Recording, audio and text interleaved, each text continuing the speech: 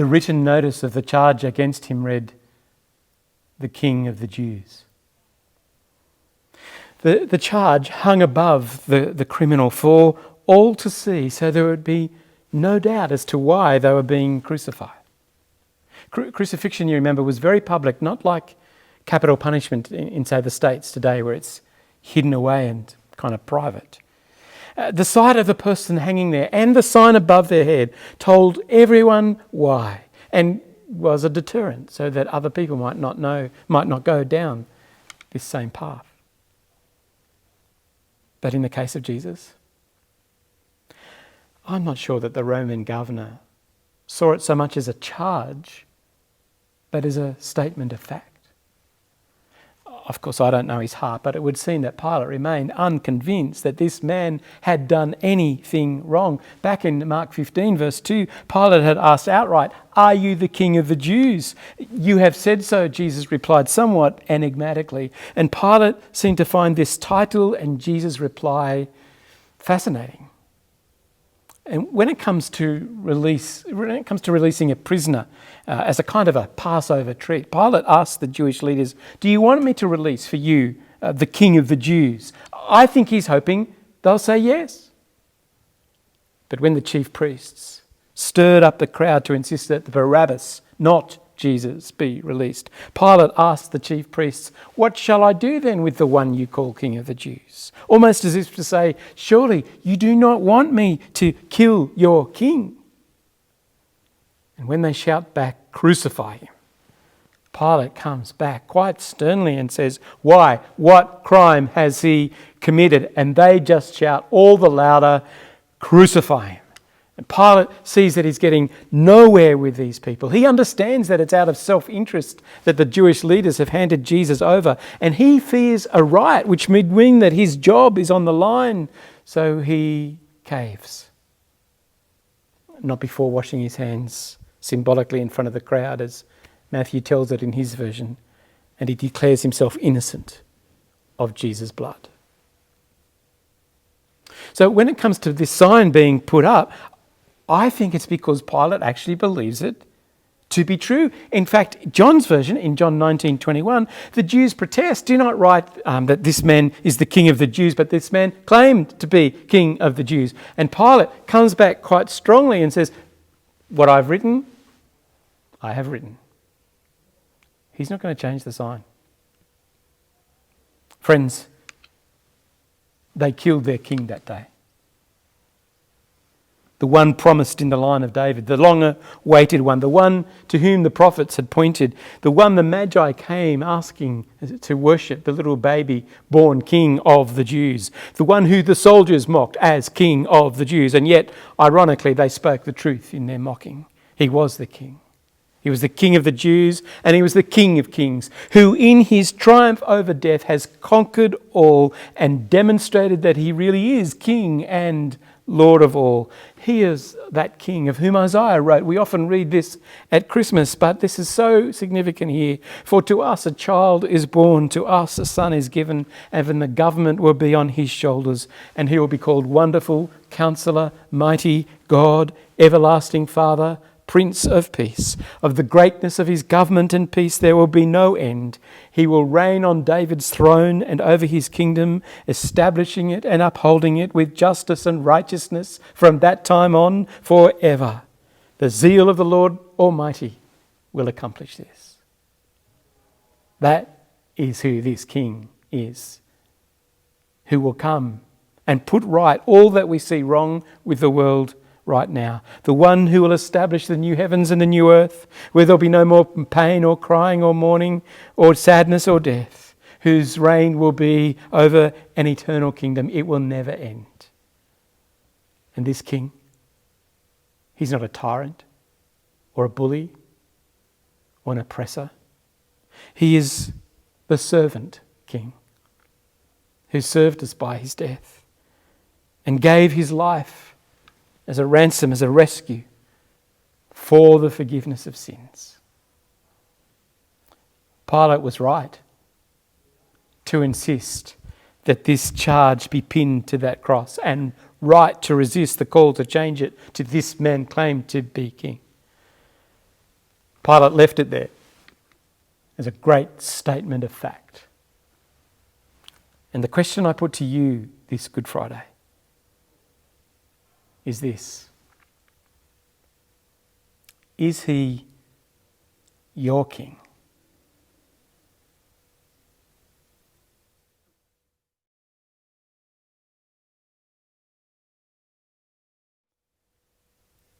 Insults can be so cruel. There is Jesus hanging, slowly dying by struggling for every breath. That was the way crucifixion worked. And those out for a walk in the afternoon in the midst of a very eerie darkness, as they walked past the foot of this cross, they hurled insults at Jesus, shaking their heads. You who are going to destroy the temple and build it in 3 days, come down from the cross and save yourself. Oh, the irony. The irony that they use one of the misguided accusations raised in Jesus' appearance before the Jewish leaders. Yes, Jesus had said, destroy this temple and I will build it in 3 days, but the temple of which he was speaking was his body. God dwelt in the temple. God dwelt in Jesus. And as for being destroyed, he was being destroyed even as they threw up their insults at him. The call to come down from the cross and save yourself. Oh, irony again there. He could have done that at any time. He could have resisted arrest in the garden and escaped. He could have escaped the clutches either of the Jewish guards, the Jewish temple guards, or the Roman guards at any time. He could have broken free on his way out to the cross. He could have hopped down off the cross. But there was more mocking and more insults. This time from the very chief priests and teachers of the law who put him there, who made sure that he was crucified. Not satisfied merely by convincing Governor Pilate to put him to death, they rubbed salt into the wound by mocking Jesus. Hard to imagine. And they repeat the line of mocking taken by those walking past. He saved others, but he can't save himself. Oh yes, he could have saved himself. Make no mistake. In another place, in another gospel, we learn that Jesus had authority to lay down his life again and to take it up again. Friends, he goes voluntarily to the cross in obedience to his Father and in love for me and you. But to save himself would have meant he would not have saved us. He's there to save the very people who put him there, if only they would turn and ask for that. But if he had saved himself, he would not have saved me or you. One final irony in their mocking. Let this Messiah, this King of Israel, come down now from the cross that we may see and believe. Are you kidding? Do you seriously reckon you'd believe in Jesus, you chief priests and teachers of the law, if he came down now from the cross? Seeing, friends, is not believing. They didn't believe when he opened the eyes of the blind. They didn't believe when he sent lame people home walking. They didn't believe when he unstopped deaf ears. They didn't believe when he stopped raging wind and storms. They didn't believe when he multiplied food. They didn't believe when he commanded evil spirits to come out of people, or mended withered arms, or stopped hemorrhaging, or walked on water, or even when he raised the dead. None of that had convinced them. Do you honestly believe that just one more trick would do it, coming down from the cross? Not on your life. Jesus had taught earlier that if someone had come back from the dead, people would not believe. And sure enough, Jesus was exactly right. He himself was raised from the death, and still people did not believe. There may be some watching today who have mocked Jesus and mocked those who follow Jesus. Maybe you've mocked the one sitting with you watching this today. And perhaps it is that your mocking is full of irony too. I'd believe in God if he just turned up. Irony. he did. I'd believe in life after death if somebody just came back and told us about it. Irony. Jesus did. I'd believe in God if only everything wrong with the world was made right. Irony. God has promised that that will indeed be the case. I'd believe in God if there was no more suffering. Irony of a sort, in that the suffering Jesus went through for us will finally result in the end of all suffering once and for all. Mocking and irony. There at the cross, and so often today. But this one whom they mocked so cruelly that Friday afternoon was well and truly vindicated Sunday morning when he burst from the tomb alive and well. And for those with eyes to see and ears to hear and hearts ready to be humbled and softened, the one whom they mocked is the one who loves them so much that he didn't save himself so that they could be saved. Saved and forgiven for that very mocking. Forgiven for every other attempt to eject Jesus from their lives. Are you a mocker? I invite you today, I urge you today to stop. Because if you simply say, sorry, today, this Good Friday,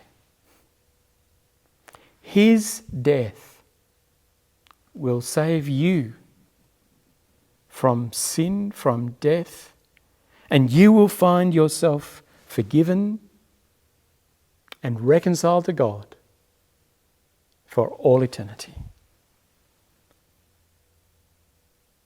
Today's the day to stop your mocking, to consider the reality of what Jesus has done for you in his death and resurrection, and now come to seek forgiveness and relationship with him, the one who loves you so very much.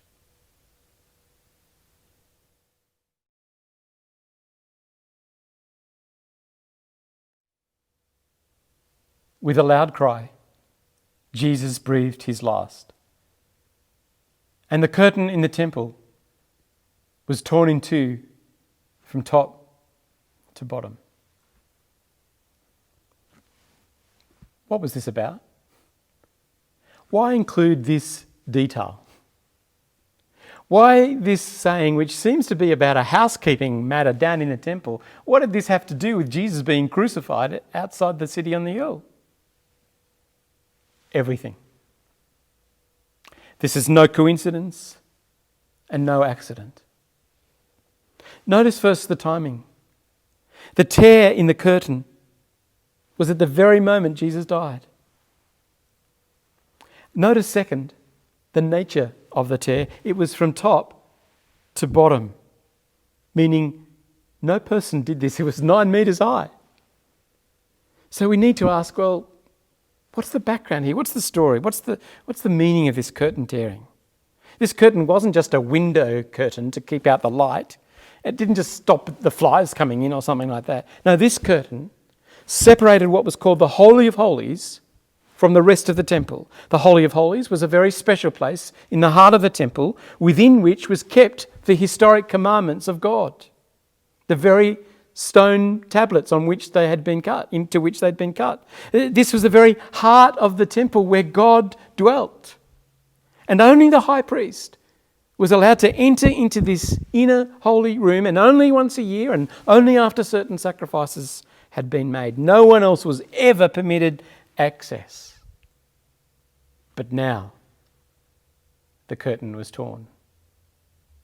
And if you'd been in the temple that afternoon and saw the curtain torn and saw everything laid bare that had been behind the curtain, you would have been scared for your life. In fact, you may have run for your life. Because access to the presence of God, well, no one was allowed there. You surely could not go in there and live. But now the way was wide open. Everything in there could be seen and touched. What was happening? It was both simple and profound at the same time. Jesus' death on the cross makes possible our free access to the Father. That point could not have been made more clear. The symbolism was dramatic and it was liberating.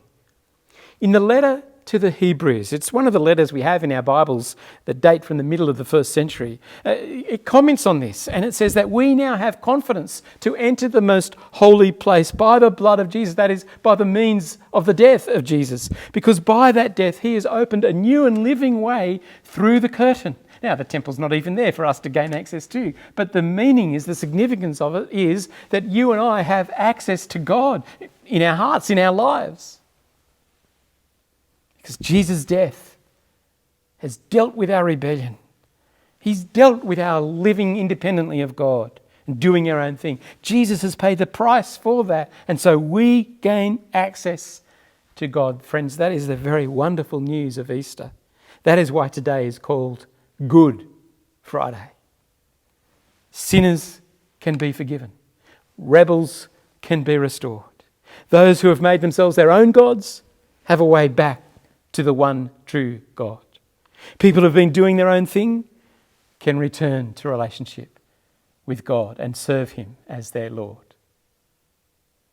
Are you a believer today, a Christian? Please be totally clear about the significance of the curtain tearing. God is telling you that you can come to him, that you have full and free access to him, not because you've earned it or deserved it, not because you've spent a lifetime in church or nearly a lifetime on rosters, but because Jesus' death opens the way. The curtain came down. The barriers have been removed. The battle has been won. Jesus' work has been finished. The way has been made open. And yes, it is indeed Good Friday. Because with a loud cry, Jesus breathed his last. And the curtain in the temple was torn in two from top to bottom.